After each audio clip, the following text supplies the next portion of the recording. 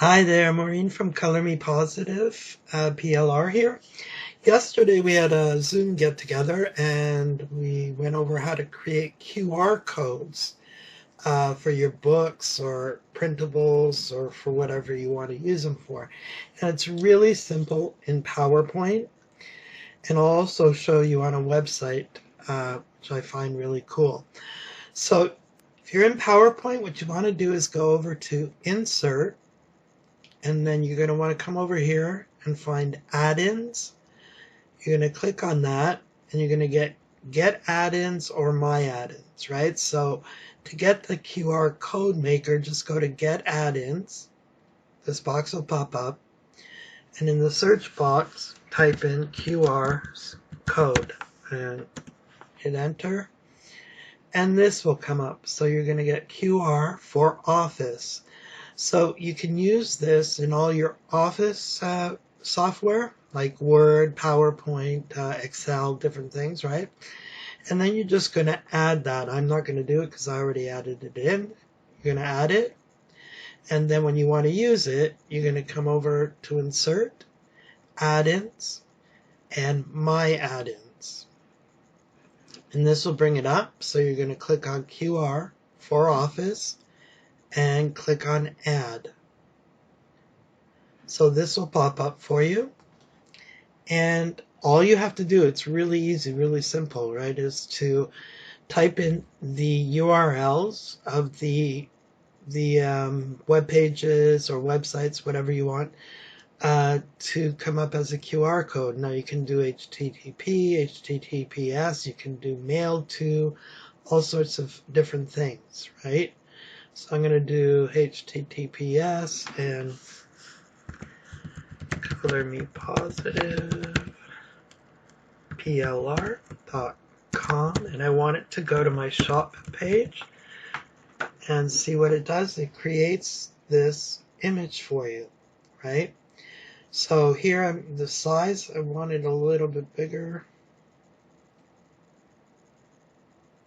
I think I'm going to put it around 200 something. Okay, so let's leave it at 203. This error correction thing, I'm not quite sure what it means, but I'm going to put it on high just because it sounds good. And you can just then take that, click on Insert, and it will insert it for you, right? And you would want it in black and white if you're going to be putting it up on KDP and you're going to have it on the inside of your book. If you want to put it on the outside of your book, you can make it color, because you can have color on the outside, right? So I'm going to do the color one, but I did save this. Now you can save these and as images, and then just come back and use them over and over again, so you don't have to recreate it. You just insert it from wherever you save it to, right? So all you do here, and it tells you down here, you can also right click on the preview image and copy, paste, special, or save picture as, and insert it yourself manually. So you would just click on that, save an image as, and save it to where you want it, and then use it over and over again. Okay, so I'm just going to get rid of that, and I'm going to put in my shop colors. Let's see. So I want this to be pink. Perfect. And let's put that over here. So this is on a page that I would use for printables, right? So in the shop, when you have in your Etsy shop, Shopify shop, or whatever shop, you could add these to the front page, back page, middle, wherever you want, right? And then they can actually just do that with their phone. You can check on your phone. I've been doing it just to make sure it works. If you take your phone, put it on camera, it should scan it if you have one of the newer phones, right? So let's see. I'm going to do Facebook group. Let's do that. Okay.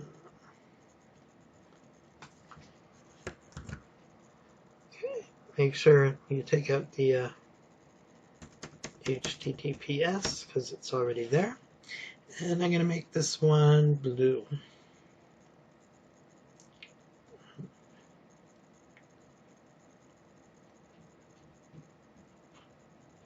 Just to match, kind of match my logo, right? And then insert. And there you have second one. And you can make them bigger or smaller. I don't think you should make them too small because, you know, I don't know how that would work, but. And let's do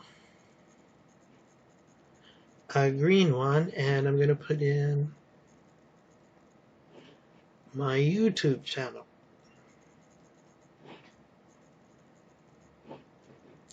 I'm just copying the email, not the email, the URL, and pasting it in. Get rid of the HTTPS, and then insert it. So I'm going to need to make these smaller because I want them all to fit here. And I've added illustrations, community, and tutorials on top of that so they kind of know what they're going to be getting when they scan each one. So let's just make them all the same size so they fit.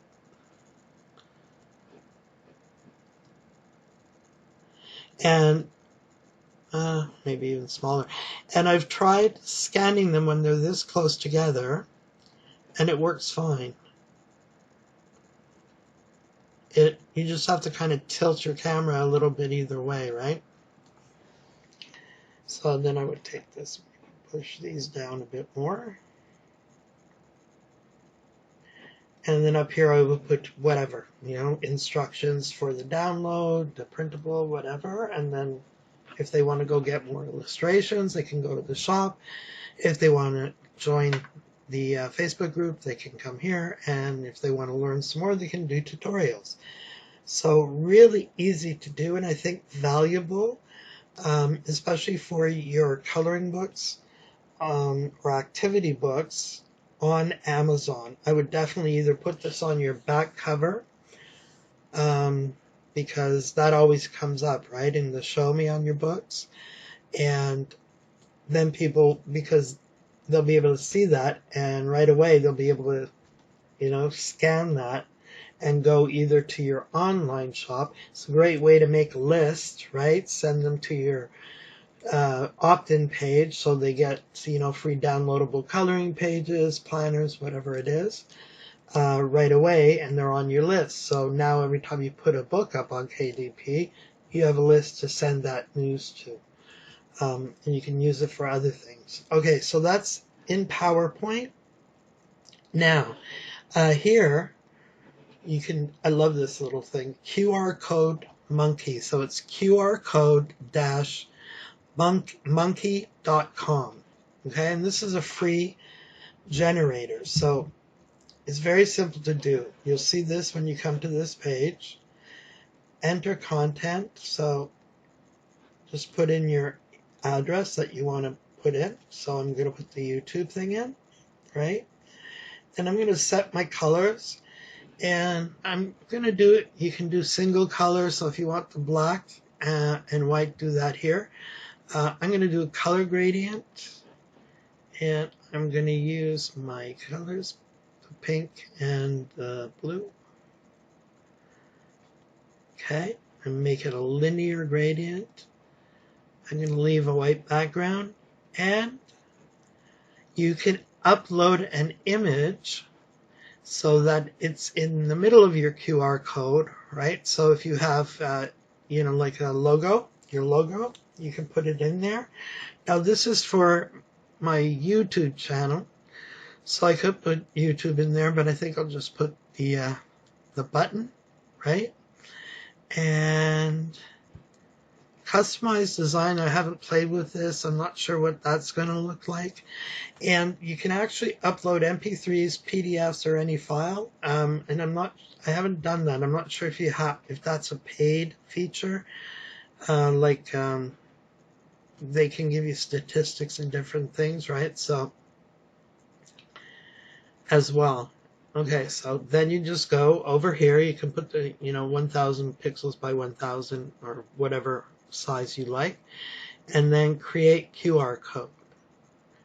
And this is what it gives you, which is a lot of fun. So I would use actually this one in my pages, okay, because it tells them they'll be going to YouTube.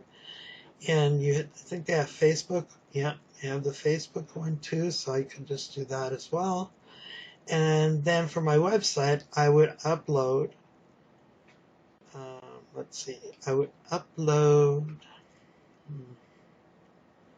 I don't think I would upload my whole picture, but my flowers, right, that come with my logo, so that they would know they were going to a website or, somewhere. So let's, wow, I have a lot of stuff in this folder, right? Okay, there we go. And there, see, it uploads it here, and then I would just use that to create. And it puts your logo right in the middle. So I hope this helps. This can be a lot of fun to play with. Oh, here you can download this as an SVG, a PDF, an EPS. Except if you download these two, it won't keep the gradients, right? Okay, yeah, see down here it says the created static QR code is 100% free, but if you need scan statistics, flexible editability, and more features, then have a look at our QR code generator for professionals. So depending on how many codes you use or what you want to do with them, you probably have to pay. So that'll take you to the payment, I guess, create, manage, and you can track all your QR codes. So that might be a really good thing because, you'll know where it's coming from. So if you have codes in your coloring books, if you have codes on your website, this way you'll know where people are scanning from, which is a really good metric to have, I would think. All right, so that's it for QR codes for me today. And I hope this helps and gets you started on using them on your websites and in your actual books.